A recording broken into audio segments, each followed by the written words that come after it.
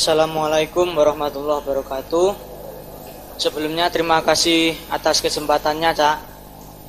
Nama saya, semoga Cak Nun masih ingat, saya Mas Marjuki, Cak. Saya alamat Mertoyudan, masih sekolah di MAN 1 Magelang. Saya ingin bertanya. Iya, kelingan aku. Alhamdulillah. Saya ingin bertanya, Cak. Nesu karo gurumu ora gitu. Buaten. Saya ingin bertanya, saya pernah membaca kisah Wali Songo, tapi di dalam kisah itu terdapat kisah Syekh Siti Jenar, Cak. Di dalam kisah itu intinya ada sebuah kepercayaan manunggaling kawula Gusti. Lah saya ingin minta penjelasannya karena saya ingin tahu, Cak. Tuh. Terima kasih. Wassalamualaikum langsung wae kuwi tauhid jenenge. Tauhid itu mempersatukan, memanunggalkan atau manunggalke kawula lan Gusti. Itu ya, supaya langsung pikirannya ya, supaya enggak mencolot-mencolot. Jadi ya tauhid bahasa Arabnya manunggaling kawula lan Gusti itu. Cuma di Indonesia kemudian ada raja-raja yang memanipulasi untuk kekuasaannya. Jadi raja tertentu itu mewakili Tuhan, kan gitu. Terus rakyatnya harus menganggap dia Tuhan seperti Fir'aun, sehingga rakyat harus menyatu dengan rajanya. Padahal manunggaling kawula Gusti kalau dalam makna politik dan kekuasaan itu gini, di dalam hati seorang lurah, dia dalam hati seorang camat, bupati, gubernur dan pemimpin apa saja, apalagi ulama, terutama presiden yang nomor 1 di Indonesia, di dalam hatinya dia, di dalam konsep pikirannya, jiwanya, antaranya Allah Gusti dengan kawula rakyatnya itu menjadi satu. Jadi di dalam diri pemimpin itu Allah sama kawulane dadi siji. Dadi dhek ora wani nglarani karo-karone. Nek dhek nglarani rakyate Allah nesu. Nggih mboten? Nek dhek nglarani Allah rakyate cilaka. Karena dia pegang amanat. Jadi manunggaling kawula itu maknanya sangat banyak. Sangat banyak. Kowe rasa dolek objektifnya piye, cetane piye, orang ana cetane ya lemu gawe apik piye. Jadi wong saiki iki rak senengane iki tegese piye iki tegese. Lahirnya Kanjeng Nabi tanggal piro persise? Ayo ben lahir tanggal piro wae wong kuwi ya ora ngertine padha ora ngertine. Sing penting kuwi golek apike. Kowe tak takoni sisan Nabi Khidir anake sapa ngono, bingung to kowe. Wis mati apa durung arep kowe golek-goleki Nabi Khidir. Rasa sing penting kowe sinau. Ya ora lulus ora apa-apa, Nabi Musa dhewe ya ora lulus Nabi Khidir. Jadi sing penting kowe sinau. Dan saya sudah di Maknya sudah banyak ngomong mengenai ilmu-ilmu Khidir, ya. Jadi sing penting disinaoni. Kowe mesti arahmu kan kayak bener apa dipateni kayak karo Wali Songo liyane kan ngono sak piturute. Wis kuwi rasa diurus. Kalau pemikiran saya itu, Cak, masa ya manusia tapi kok bersatu dengan Tuhan begitu loh. Lah terus nek ora piye? Ya kalau tidak ya. Lah enggak ya bersatu. Ya. Tujuannya Islam itu tahu prinsipnya tauhid itu artinya mempersatukan. Dari kata wahada yuwahidu tauhidan. Jadi tauhid itu artinya penyatuan, manunggal, nyawiji. Nggih, nek cara dalang nyawiji menyang kutu. Nah, piye bentuk persatu rasa kok dolek bentuk sampai hatimu bersatu ngono wae. Lho iya lah terus apa Gusti Allah karepmu kon teko nang omahmu piye? Kon guys, nggo blangkon kaya kowe ya ora Gusti Allah ora ana bentuke kowe ora iso ndelok. Sing penting hatimu bersatu. Kita hanya bisa menyentuh dengan cinta kita. Kamu tidak bisa menyentuh dengan jasadmu, bahkan kamu tidak bisa menyentuh dengan pikiranmu. Kamu hanya bisa menyentuh dengan muatan cinta di dalam hatimu, bukan muatan nafsu di dalam hatimu. Yang ngono iku tok persatuane. Kaya kowe sok-sok duwe bojo, kowe tugas ning Papua. Menyatu ora hatimu? Ah iya sing ngono kuwi. Wong karo bojoe angel menyatu. Iso apa kowe menyatu karo bojomu? Wis padha-padha jasate wis. Nyun sewu ya, misalnya kowe dekepan karo bojomu. Sing nempel pirang persen? Pirang persen sing nempel? Ada 30%? kuwi padha-padha jasate. Nek kepingin menyatu tenan diulek karo lanang wedok diulek. Dadekke siji dadekke gethuk. Ah kuwi. Lah karepmu menyatu iki piye? Menyatu iki ya mung atimu kuwi. Gitu ya. Puas ya sekarang. Kowe pengen dadi Sesi Jenar lho jan-jane ae ngerti ae. Mboten Cak. Tapi kula niku namung napa nggih? Namung bingung mawon sik teng crita niku ngoten. Ora. Sesi Jenar itu kebijaksanaan Wali Songo. Sesi Jenar itu tidak salah. Cuman dia aurat, dia jangan diteruskan dibuka-buka. Tidak siap kebanyakan orang. Dan Sesi Jenar itu sebenarnya adalah peran dari Sunan Kalijogo sendiri. Nek percaya kapan-kapan tak terke. Ya, ngono ya. Ning kowe engko begitu teko runu langsung semaput. Gue bar kuwi tak go nang jaba. Sik kowe lang sik. Aku emang wis tak temokke ning kowe semaput. Ngono. Tak apusi kowe. Ngono ta? Gampang ngapusi wong-wong kuwi ya aneh-aneh sing ora-ora. Gitu loh. Engko kowe cah cilik kaya aku nek nggodha cah cilik kan tak kongkon sarung copot gathok, copot klambi, sarung tok. Wis njur ndodok. Terus sarunge tak cekel ngene iki. Wis, ndodok terus sarunge tak cekel ngene iki nutupi engko. Wis kowe pengen ngerti setan to? Oke. Merem. Tarik nafas panjang 3 kali. Set. Begitu kau tak jabut tak tinggal melayu. Mudah setan. Aja serem-serem ya, biasa-biasa wae sak madya wae, didoleki apike, aja mlebu barang-barang sing kira-kira marake kowe tidak seimbang. Ngono ya, Dik ya. Oke. Saya salut kepada pencarian dia mujtahid. Nyilai keteh. Dalem Cak. Nyilai keteh. Aku mau kupulukku ilang ya. Ora. Oh, aku. Ayo aku nyindir-nyindir wae. Enake dhewe wae ngepek ning ora gelem disindir. Ayo ta? Disindir apa-apa entuk ngepek kan itu kan. Lah iya ane ya isih nyang-nyangan. Ayo. Harap tahu ya ini peci dari Maroko. Panjang regane ming 30.000 ning tikete pira nang Maroko. Oke, berikutnya Mas ya.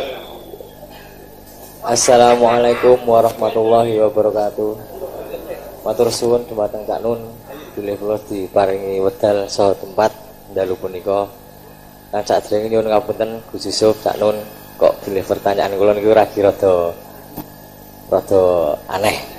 Dados ngeten Cak Nun. Kalian niki ngen bab rada lali.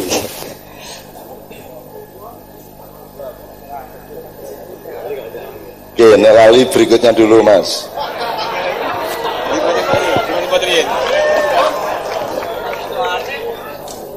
Assalamualaikum warahmatullahi wabarakatuh. Perkenalkan, nama saya Dani Cak Nun. Saya dari Balikpapan. Jadi sengaja saya datang ke sini. Kebetulan sempat saya dari sini. Jadi sudah lama saya betul-betul pengen ketemu Cak Nun ya. Dari nonton TV itu udah lama sekali.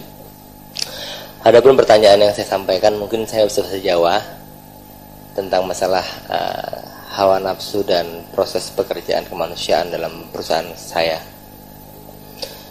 Di satu sisi ada peraturan perusahaan yang harus bertindak tegas dalam proses perusahaan. Di satu sisi ada sisi kemanusiaan. Saya ingin bertanya, apa langkah saya selaku salah satu pegawai di sana untuk menentukan ini adalah langkah yang terbaik untuk semuanya. Ini harus ada kasusnya Mas. Jadi harus ada contohnya ya. Contohnya begini, misalkan ada peraturan perusahaan yang tidak membolehkan korupsi. Dalam hal itu di peraturan perusahaan tidak boleh melakukan naikin harga. Tapi kondisi itu sangat banyak kejadiannya dan saya harus menegaskan itu. Satu sisi ada kasus seperti itu, satu sisi saya harus menegakkan, tapi tidak bisa karena ketahuan itu pasti dipecat. Jadi ketika saya bisa mengetahui itu bisa tercatat dan saya berpikir ini punya anak kecil dan keluarga gitu loh. Jadi bagaimana saya bisa melakukan hal itu, bagaimana arifnya? Apakah mengutamakan kemanusiaan atau proses dari prosedural? Ya, terima kasih banyak. Tidak usah ada peraturan perusahaan, tidak usah ada peraturan negara, nyuri itu tidak boleh. Katakanlah nggak ada Islam, nggak ada agama, kan hati kita, pikiran kita sudah jelas bahwa nyuri itu tidak boleh. Jadi untuk tidak mencuri, untuk tidak korupsi itu sebenarnya tidak usah nunggu ayat Quran, tidak usah nunggu undang-undang negara. Cukup Anda jadi manusia pakai pikiran dan hati, sudah tahu bahwa itu tidak boleh. Jadi menurut saya harus tetap dipecat, tapi setelah dipecat Anda tolong di rumahnya. Ya, tolong nantilah. Anda juga harus punya pengorbanan kepada dia. Syukur menghadap ke pimpinan, ini bagaimanapun kita pecat, kemudian kita tolong keluarganya kalau ada masalah apa-apa. Kalau dia kemudian menunjukkan perbaikan-perbaikan pada dirinya, Anda harus punya usul kepada perusahaan, katakanlah bukan pemecatan tapi sourcing, misalnya 3 bulan atau sebulan. Ada kemungkinan untuk kembali karena hak bertobat itu tetap ada pada manusia. Jadi jangan pecat final, tapi ada semacam sourcing dan seterusnya. Kita sendiri punya masalah seperti itu, meskipun tidak ada masalah pencurian di Kanjeng ya. Tapi kita pernah punya masalah-masalah, dan di Kanjeng tidak ada hukuman. Yang ada yang menghukum adalah dirinya sendiri. Jadi kelihatan seseorang sudah menghukum dirinya atau belum, itu sudah kelihatan. Jadi itu mekanisme yang berbeda. Kalau perusahaan kan harus tegas, itu Mas. Jadi ya ditindak tegas tapi ditolong kemanusiaannya. Oke, itu ya Mas ya. Terima kasih banyak. Udah sekarang tidak lupa lagi. Terus ngeten Janus. Nah niku kok Syekh Abdul Qadir Jailani ini kok saged di napa niku? Napa nggih? Juluki napa dinamai Sultanul Aulia niku lebripun. Mboten mawon tak nun. Saya kira makom untuk menjawab ini Gus Yusuf lah.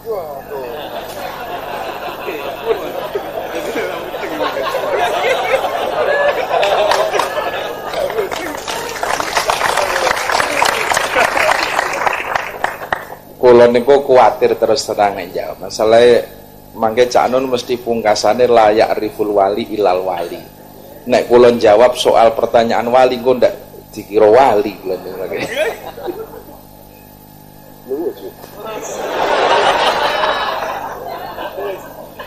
Oke, jadi sebenarnya menjawab atau tidak menjawab, apapun isinya, jawaban itu harus ada prinsip dasar yang diketahui oleh semua orang yang ngomong maupun yang mendengarkan. Prinsip dasarnya adalah kebenaran yang mutlak itu hanya pada Allah dan Rasulullah. Selain itu, kebenarannya relatif. Dan kalau ada kebenaran dari yang dua, dari selain yang dua itu, kita harus punya kerendahan hati, ini bisa benar, bisa salah. NO iso salah, iso bener, Muhammadiyah iso salah, iso bener. Nah, wali itu ada di antara manusia biasa dengan nabi. Jadi kalau, dan ada rumus la yariful wali ilal wali, nek arep jawab gondarani wali, nek orang jawab darani dudu wali, gitu kan ya. Jadi kan serba repot kan gitu, serba repot. Nah, jadi sekarang saya ingin melihat menunjukkan dununge wae, silentrehatnya saja. Jadi itu yang melegitimasi beliau itu Sultanul Aulia, itu kan cara para pengikutnya menghormati. Ya. Nah, Sultanul Aulia kan orang kudu siji, wong ana Sultan Hamengkubuwono, ana Sunan Copo, macam-macam. Itu kan cara menghormati, ya. Allah sendiri kan juga memberi pembagian-pembagian. Rasulullah sendiri juga memberi pembagian-pembagian julukan. Jadi ini tolong Anda ketahui bahwa jangan menunggu jawaban objektif yang mesti benar, karena nanti kalau mau benar, sungguh-sungguh benar ya Allah sama Rasulullah. Nah, jawaban saya ini hanya mencoba membuat Anda punya banyak pintu untuk merenungi. Perkara kesimpulannya, tidak ada kesimpulannya, tidak apa-apa kok hidup ini. Yang penting Anda taat kepada Allah dan Rasulullah, kan begitu. Nah, misalnya Rasulullah itu kalau sama sahabatnya yang hidup bersama dia menyebut sahabat. Kepada kita dia menyebut saudara. Aku takon, dhuwur ndi asline iki? Kanca apa sedulur? Jadi begitu rupa Rasulullah itu punya strategi kebudayaan dan psikologi untuk ngerem-rem atine wong sing ora urip bareng dheweke, kan gitu. Jadi saya Gus Yusuf tuh saya seneng sama teman-teman ini. Kenapa? Lah ya wong atase wong karo Kanjeng Nabi ra tau ketemu, Kanjeng Nabi zaman biyen turun dunya kaya ngene ya toh. Wis rusake ora ning kok bocah-bocah iki ya gelem lho lungguh ning kene nganti bengine kaya ngene untuk Allah sama Rasulullah. Lha ampuh banget kuwi. Ampuh banget kuwi. Aku ra yakin, aku ra iso mlebokke nang akalku, atiku nek kowe ra mlebu swarga ya ora paham. Aku orang nganggep kowe mlebu swarga ora. Ning nek kowe ora mlebu iki aku iki arep takon tenan karo Gusti Allah niki pripun iki nalare pripun. Ngerti ya? Coba loh. Kalau yang ngumpul gini Sayyidina Umar, Ali bin Abi Thalib, Al-Ghifari gitu ya, Amr bin As, ya ragumun lah. Wong kita itu ada Rasulullah ketok ngono wis ora karuan senenge ya. Pasuryane Rasulullah itu dahsyat luar biasa. Ndelok sampean wis ngerti to ana wong sing kepingin dekep Kanjeng Nabi dan kelakon. Wis tau ngerti ceritanya to? Yang jenengan biyen tahu nyambuk kula saniki kula duwe hak nyambuk sampean, terus Rasulullah pas loro akhirnya diterke karo Ali, karo Aisyah, karo Fatimah. Ning Kanjeng Nabi biyen nyambuk kula dalam keadaan mboten nganggo klambi. Panjenengan kudu copot klambi. Ngono kuwi. Warep dipateni karo Umar wong iki. Bocah ranyak banget. Nabi kon copot klambi arep disambleki kan gitu. Terus Nabi ora apa-apa pancen kuwi hak dhek. Terus Nabi copot. Begitu Kanjeng Nabi copot klambine, bocah iku langsung dekep Kanjeng Nabi nemplek ya dodone ya. Nggih kula niki mung ajeng kepengin nemplekke dodo kula ten dodo jenengan iki mboten ajeng nyambleki jenengan. Nek mboten ngoten niku terus pripun carane? Jadi terus Kanjeng Nabi dawuh, kowe nek kepengin ngerti raine wong ahli surga ya bocah iki. Ngono. Nah, dadi kowe kapan-kapan nanggon aku ya. Nggawa cambuk ya ta. Terus kayak aku tak sambleke kowe dhewe ya. Jadi gitu ya Mas ya, jawabannya itu adalah relatif. Semua yang saya omongkan itu relatif. Sekarang yang penting kamu memahami pemetaannya. Ini kan sangkan para neng dumatu nyun sewu Gus Yusuf kalau saya salah-salah ya. Jadi gue kudu ngerti posisinya uripmu Gusti Allah. Bar gue Nur Muhammad ya. Nur Muhammad itu adalah Rasulullah ketika dia belum menjadi anaknya Abdullah karo Aminah. Jadi itu Muhammad ketika masih wujud cahaya. Kelak Muhammad itu ditransformasi menjadi jasad. Dijatah 63 tahun diliwatke Pak Abdullah karo Bu Aminah. Nah setelah itu dan sebelum itu Rasulullah tugas entah di mana. Menurut saya beliau sekarang pun tugas di mana-mana dalam bentuk yang tidak seperti 63 tahun itu. Jadi jenengan tuh badi dadi wong urip mergo dadi wong Islam. Wong Islam ini langsung karo Kanjeng Nabi, berarti sampean iki wis ning poke, ning sangkane donya iki. Sangkane dumati. Jadi wis karo Kanjeng Nabi langsung. Jadi Allah itu bikin Nur Muhammad dulu. Besok-besok Nur Muhammad itu jadi Muhammad bin Abdullah yang kemudian difungsikan dikasih pangkat namanya Nabi, dikasih jabatan namanya Rasul. Barang siapa meneruskan otoritas itu maka dia berada di jalur risalah. Barang siapa meneruskan ilmunya Muhammad berarti dia dalam jalur nubuah. Ini nek ilmu akademisi kaya ngono kuwi ya. Nah, jadi Allah Rasulullah Nur Muhammad dalam kurung besok-besok jadi Muhammad Rasulullah bin Abdullah ya. Bar kuwi malaikat, dari malaikat itu dicopot siji jadi iblis. Iblis dikai pasukan jenenge setan. Terus salah satu danyonnya namanya Dajjal. Terus senjata-senjatane kuwi jenenge Ya'juj dan Ma'juj. Kaki wis ana kabeh saiki. Wis ana kabeh. Tapi Dajjal itu tidak bisa masuk Madinah, tidak bisa masuk Mekah nggih Gus nggih. Ngerti? Jadi Dajjal itu siapa saja dijalangi Dajjal harus taat. Dan kalian jangan taat kepada Dajjal meskipun untuk itu kalian menjadi tidak makmur. Karena cirinya orang yang taat sama Dajjal dia akan enak, dia akan makmur. Nah justru sekarang ini kita harus berani tidak makmur. Dan kalau kita makmur itu karena Allah bukan karena Dajjal. Ngerti ya Mas ya? Kalau kita kaya, kalau kita makmur sejahtera, kalau bisa jangan karena uangnya Dajjal, jangan karena kezaliman, tapi karena rezeki dari Allah. Nah, terakhir, Dajjal bisa menguasai seluruh dunia, tapi tidak bisa masuk Mekah dan Madinah. Jadi, masuk Magelang bisa enggak? Bisa. Takut enggak Anda sama Dajjal? Kenapa? Ayo, Dajjal. Ora apa-apa. Orang apa-apa, sing ngantuk ibune lagi masalah. Orang masalah, jadi cilik ngantuk ya apik. Ya, apa meneh jam-jam ini. Apa sebabnya kok ora wedi?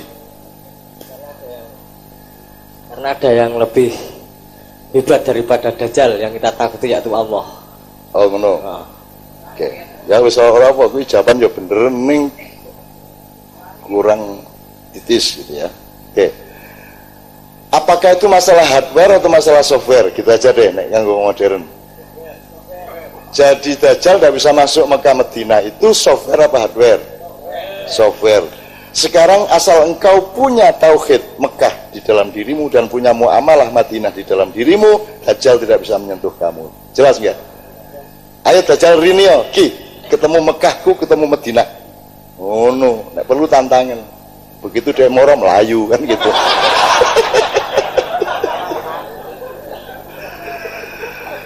Tapi ngerti ya Mas ya. Jadi nak wali itu sekalian tak lengkapi wae kowe ben rusuk unggul golek sing ora-ora kowe engko. Kok sultan wae njur kowe mbetutut ngono kae. Kowe kuruwe mergo mikirke Sultanul Aulia kowe. Oke. Sultanul Aulia itu juga sebuah ijtihad, sebuah pemahaman baru. Sebenarnya kata Sultanul Aulia tidak ada juga dalam syariat ya, tapi itu karangan lah, itu apa jenenge, karangan dengan niat baik. Sultan itu kekuatan khusus dari Allah. Makanya saya selalu menyarankan Anda kalau punya masalah besar, wiritannya la haula wala quwata wala sultana illa billahil aliyil azim ya, la haula wala quwata wala sultana illa billahil aliyil azim. Tidak berarti kita melanggar, itu kita memang ditawari oleh Allah.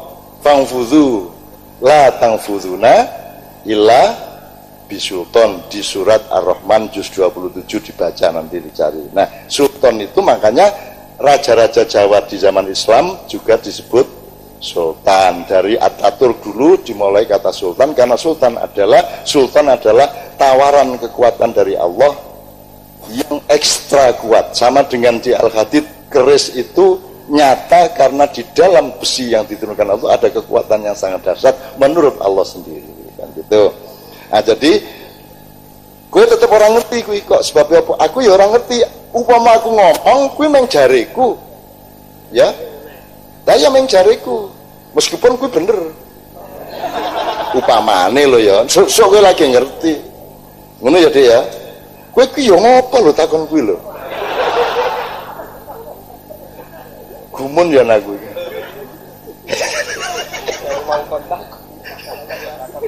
Lah iya yang meneng sing takoke ya Sultanul Aulia iki jan. Kaya ora ana Setya Novanto wae iki ya. Aku seneng ya dialog kita enak ya Mas ya.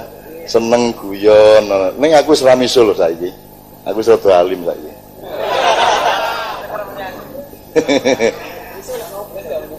Ora ya ora miso dan tidak miso itu kan ya duru ala ilahi ya kesiangan cara fikih. Oke.